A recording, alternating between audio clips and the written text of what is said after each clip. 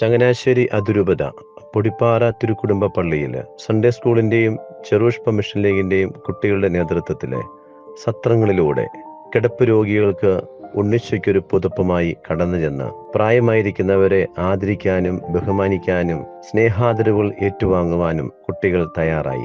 അനുഗ്രഹത്തിന്റെ ഒരു നിമിഷം. ഈ വർഷത്തെ തിരുപ്പിറവിക്ക് ഒരുങ്ങുന്ന വേളയിൽ പുതിയ തലമുറയാകുന്ന ഈ കുഞ്ഞുങ്ങള് പഴയ തലമുറയിലെ പ്രിയപ്പെട്ട മാതാപിതാക്കന്മാരെ കാണുവാനും പിറവി തിരുനാളിന്റെ മംഗളാശംസകൾ നേരുവാനും അവർക്ക് സമ്മാനങ്ങൾ കൈമാറുവാനും സാധിച്ച നിമിഷം അനുഗ്രഹത്തിന്റെ സമയമായിരുന്നുവെന്ന് കുഞ്ഞുങ്ങൾ എല്ലാവരും തന്നെ പറഞ്ഞു.